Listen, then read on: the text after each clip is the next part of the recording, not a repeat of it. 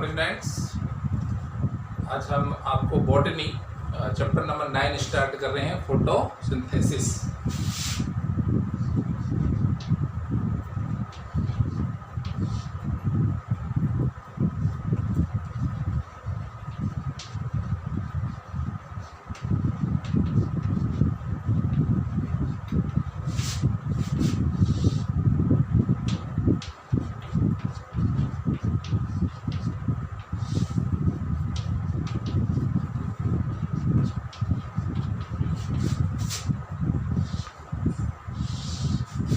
प्रकाश संश्लेषण, फोटोसिंथेसिस क्या होती है इसके बारे में डिटेल से अपन जानेंगे। और बहुत ही अच्छा चैप्टर है ये, और आपको पहले वाले रेस्टर में करना है, रेस्टर नंबर फर्स्ट में करना है। तो प्रकाश संश्लेषण क्या होता है इसके बारे में हम अच्छी तरह से जान सकते हैं, और शुरू से ही छोटी क्लासों में हमने इसके बारे में अच्छी तरह से पढ़ा हुआ है कि प्रकाश संश्लेषण में प्रकाश का रासायनिक ऊर्जा में परिवर्तन होता है, उसी को अपन प्रकाश संश्लेषण बोलते हैं। तो डेफिनेशन में क्या होगा, सूर्य के प्रकाश तथा पर्णहरित की उपस्थिति में प्रकाश ऊर्जा को रासायनिक ऊर्जा में बदला जाता है, यही क्रिया प्रकाश संश्लेषण कहलाती है। और रासायनिक ऊर्जा क्या होती है हम अच्छी तरह जानते हैं, एटीपी, और इसको हम एक समीकरण से प्रदर्शित कर सकते हैं, और वो क्या है अपना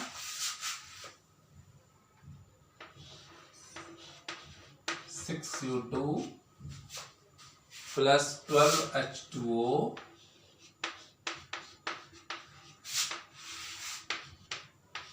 C6H12O6 +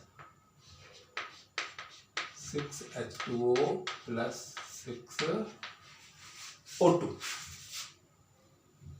ये आप समीकरण दे सकते हैं। अब यहां पर प्रेजेंस के सनलाइट एंड क्लोरोफिल,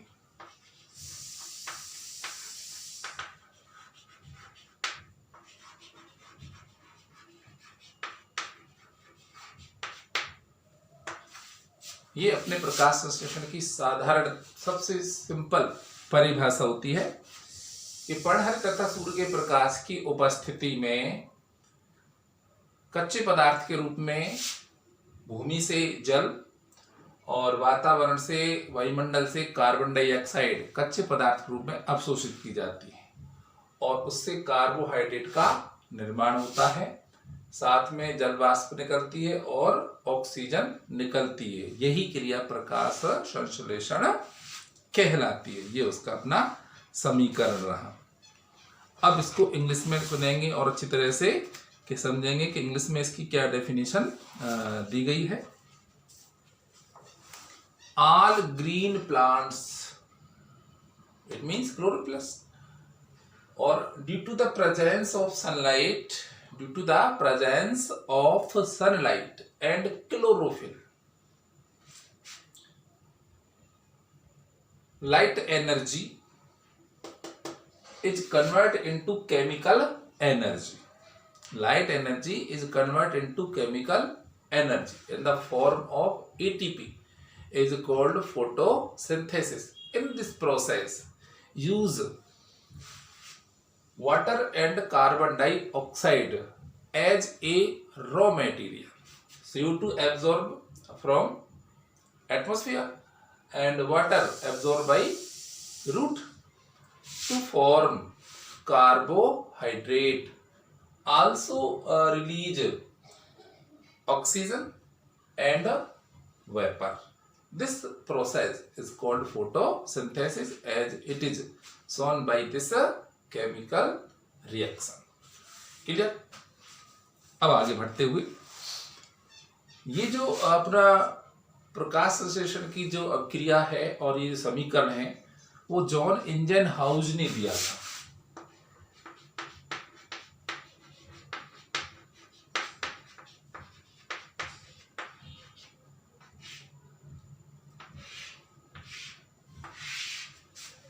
किसने दिया था? ये जॉन इंजनहाउस। engine.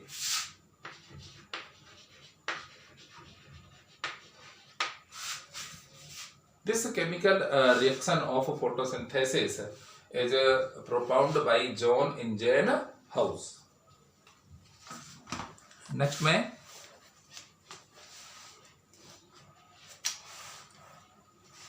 एफ ब्लैकमैन 1905 में वैज्ञानिक आए एफ ब्लैकमैन।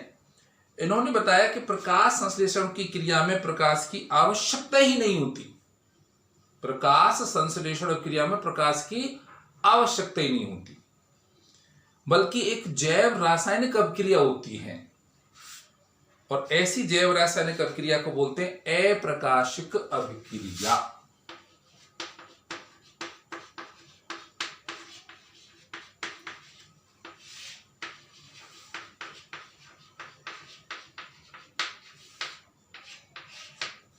किसने कहा था ये?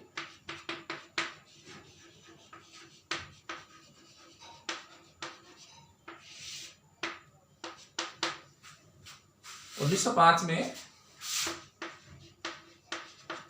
एफ ब्लैकमैन साइंटिस्ट, इन्होंने बताया कि प्रकाश संश्लेषण क्रिया में प्रकाश की आवश्यकता ही नहीं होती। प्रकाश संश्लेषण क्रिया में प्रकाश की आवश्यकता ही नहीं होती, बल्कि प्रकाश संश्लेषण क्रिया एक जैव रासायनिक अभिक्रिया होती है। जैव रासायनिक यानी पादपों के शरीर में होने वाली स्वतः ही एक अभिक्रिया होती है, उसको क्या बोला गया? अप्रकाशिक अभिक्रिया। According to F. Blackman in 1905, in photosynthesis process, light is not necessary. It is a biological process. It is a biological process called, क्या बोलेंगे? अप्रकाशिक अभिक्रिया यानी डार्क रिएक्शन।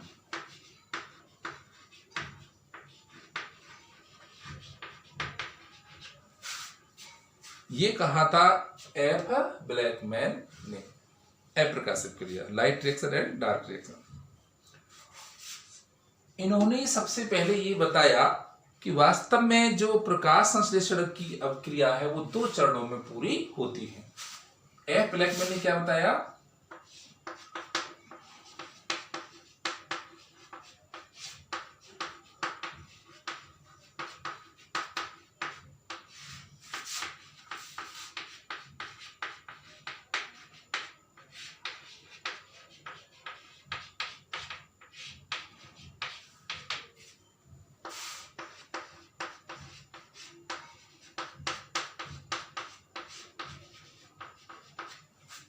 एफ ब्लैकमैन ने बताया कि प्रकाश संश्लेषण की क्रिया 2 चरणों में संपन्न होती है या 2 चरणों में पूर्ण होती है, और वो है अपने प्रकाशिक और अप्रकाशिक अभिक्रिया।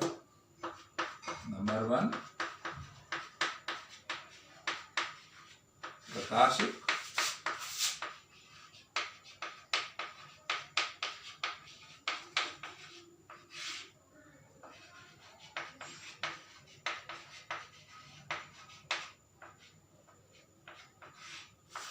और अप्रकाशिक अभिक्रिया। यहां तक क्लियर हो गया?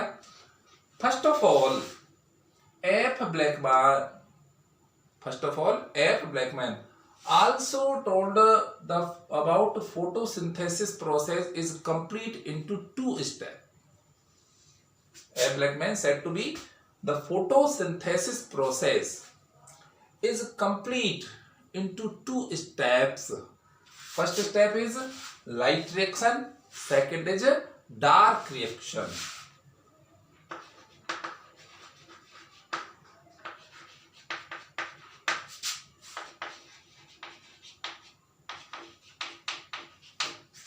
First is light reaction, second is dark reaction.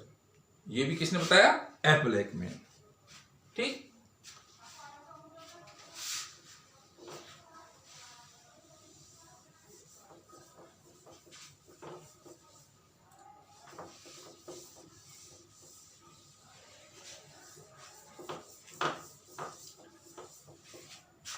अब बेटा जानेंगे हम प्रकाश संश्लेषण का स्थल, साइट ऑफ फोटोसिंथेसिस।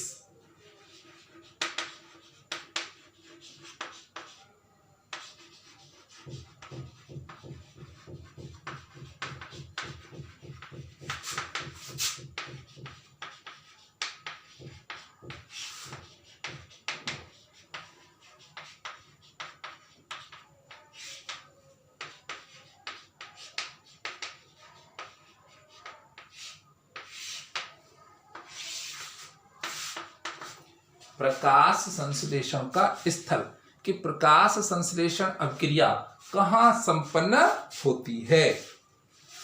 तो ये प्रकाश संश्लेषण जो क्रिया है वो हरित लवक के ग्रेना भाग में संपन्न होती है, और अप्रकाशिक अभिक्रिया होती है स्ट्रोमा भाग में संपन्न होती है। ठीक है ना। The light reaction is to be complete in the grana part of chloroplast and dark reaction is to be complete in stroma part of chloroplast। अब क्लोरोप्लास्ट पर 9th 10th 11th पे पढ़ चुके हरित लवक के बारे में, तो अभी यहाँ डिटेल से अपन बताए नहीं, लेकिन अपन दो मेन चीज है, एक तो साइट रिएक्शन में अपना हो गया लाइट रिएक्शन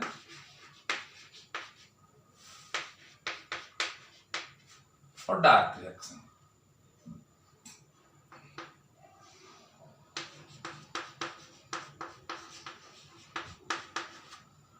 प्रकाशिक अभिक्रिया और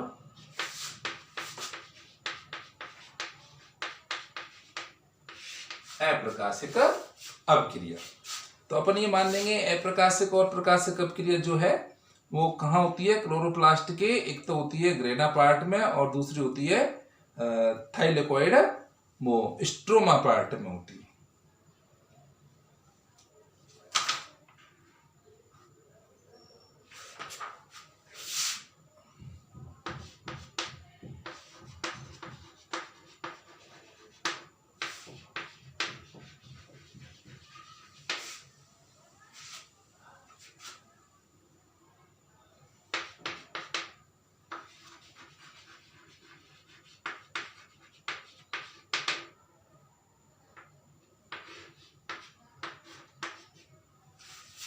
क्लोरोप्लास्ट के ग्रेना पार्ट में तो होती है लाइट रिएक्शन कंप्लीट होती है, और क्लोरोप्लास्ट के स्ट्रोमा पार्ट में अपने डार्क रिएक्शन यानी अप्रकाशिक अभिक्रिया संपन्न होती है।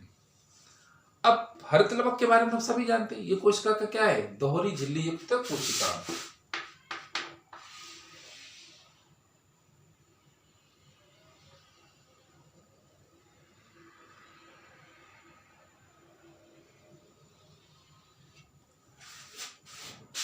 हरित लवक पादप कोशिकाओं का दोहरी झिल्ली युक्त कोशिकांग होता है। इसमें थाइलेकोइड एक संरचनाएं पाई जाती है जिसमें हरे रंग का वर्णक क्लोरोफिल भरा होता है। अब इसमें क्या है, ये इस प्रकार से लंबी लंबी थाइलेकोइड संरचना पाई जाती है।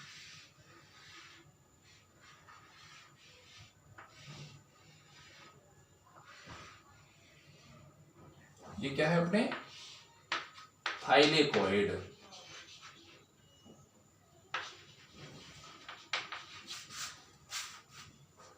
Chloroplast is double membranous cell organs of the plant in which long tubular structure is found, that is called thylakoid, in which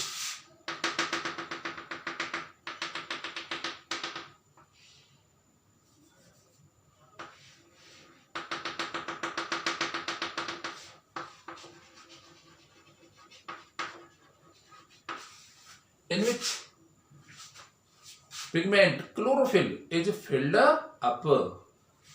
लंबी नलिकाकार संरचनाओं को क्या बोलते हैं, थाइलेकोइड, और इन थाइलेकोइड के अंदर हरे रंग का वर्णक पर्णहरित भरा होता है।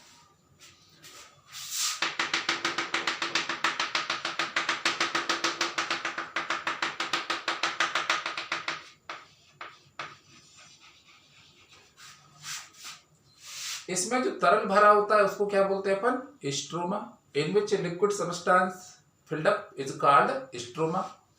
और तमाम जो थाइलेकोइड जो है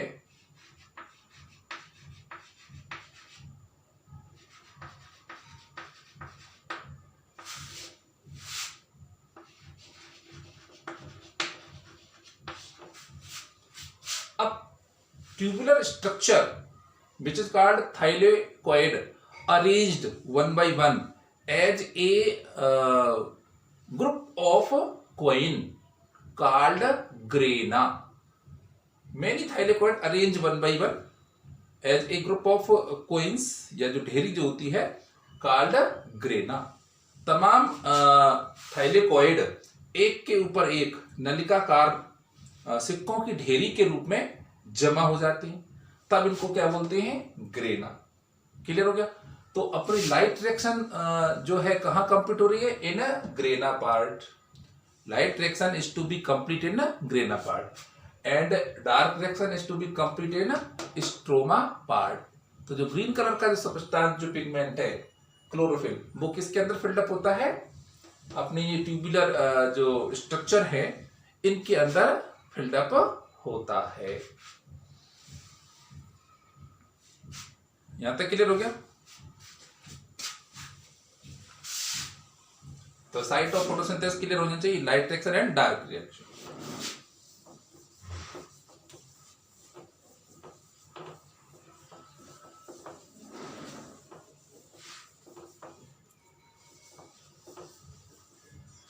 नेक्स्ट पॉइंट है अपना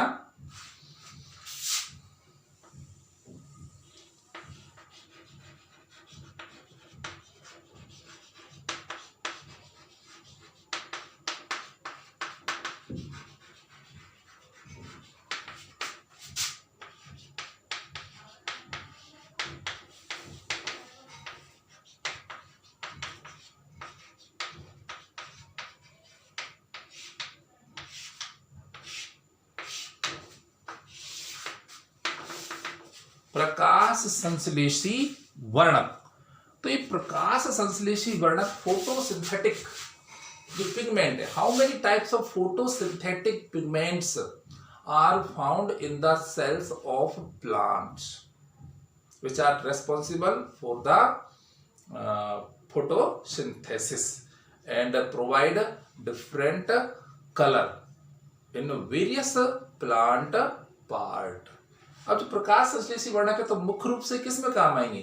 भाई प्रकाश ऊर्जा को रासायनिक ऊर्जा में बदलने में काम आएंगे. कुछ मुख्य वर्णक होते हैं, कुछ सहायक वर्णक होते हैं. इसके अतिरिक्त जो वर्णक होते हैं वो पादप के विभिन्न भागों को रंग वगैरह प्रदान करने के लिए, विभिन्न रंगों को उत्पन्न करने के लिए उत्तरदायी होते हैं. तो अभी आपके सामने क्लियर हो जाएगा. प्रकाश ऊर्जा को रासायनिक ऊर्जा में रूपांतरित करने के लिए हरित लवक में अनेकों प्रकार के वर्णक पाए जाते हैं. There are various types of pigments found in a chloroplast for the process of photosynthesis. They are following. ये निम्न है.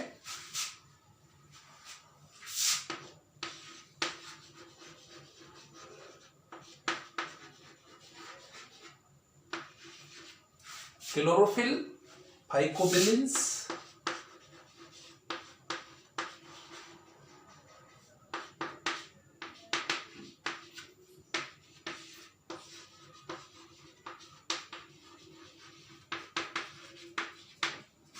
कैरोटीनॉइड्स.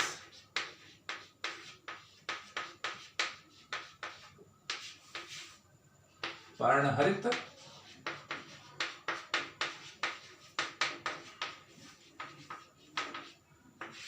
फाइकोबिलिन्स,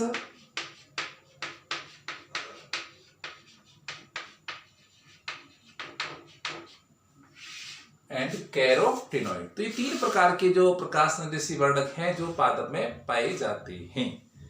ठीक.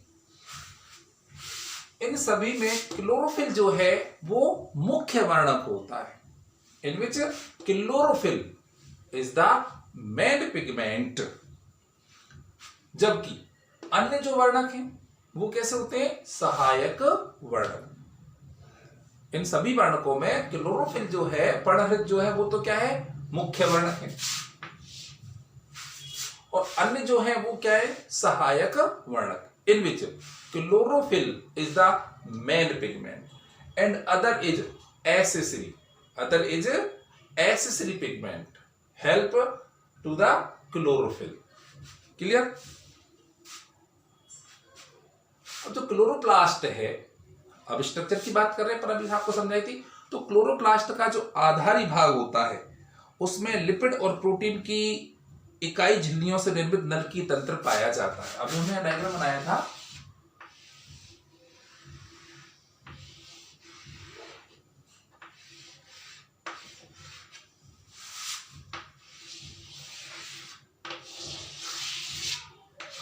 रफ लिया। तो अपन क्या देख रहे हैं, क्लोरोप्लास्ट के आधारी भाग में यानी इसके बीचों बीच में क्या है, लिपिड और प्रोटीन की इकाई झिल्लियों से निर्मित नलकीय तंत्र पाया जाता है। ये देखना तमाम नलिकाएं आपस में एक दूसरे से जुड़ी हुई हैं, लिपिड और प्रोटीन की ये बनी हुई हैं और आपस में मिलकर के क्या बनाती है, एक नलकीय तंत्र बनाती है। इन्हीं नलकीय तंत्रों को अपन क्या बोलते हैं, thylakoid. In the basal part of chloroplast, in the basal part of chloroplast a tubular system is found. A tubular system is found which is made up of unit membrane of protein and lipid.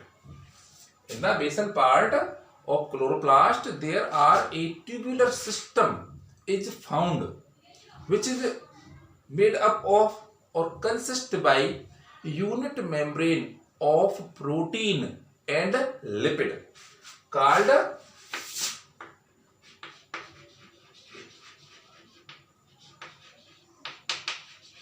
थाइलेकोइड्स।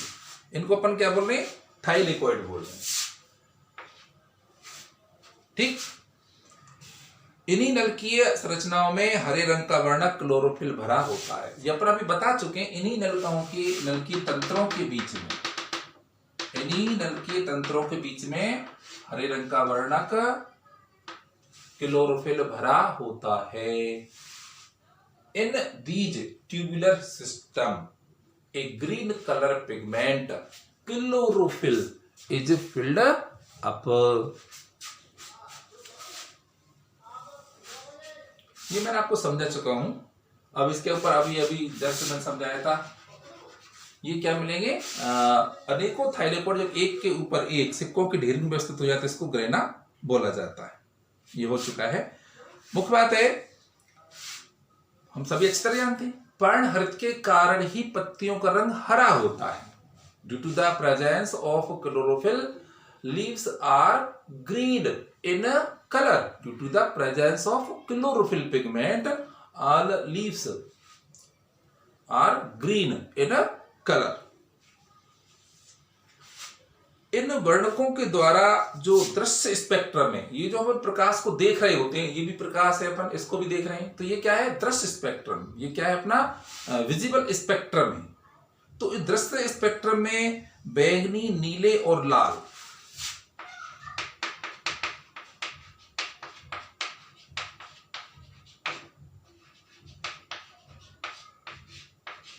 बैंगनी, नीले और लाल जो दृश्य प्रकाश है, इस प्रकाश में कितने रंग है, 7 रंग है। फिजिक्स पढ़ते ही तुम स्पेक्ट्रम देखा ही है ना।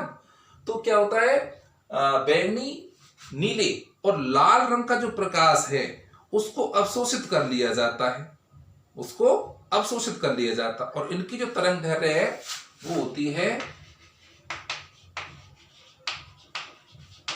400 से 700 नैनोमीटर के मध्य होती है। दृश्य प्रकाश में बैंगनी, नीले और लाल, इन 3 रंगों का तो अवशोषण हो जाता है। तो इनकी जो तरंग दैर्ध्य, तरंग की जो लंबाई है वो क्या है, 400 से 700 नैनोमीटर होती है। और इसीलिए इसको बोलते हैं पार। इसको क्या बोल रहे हैं अपन,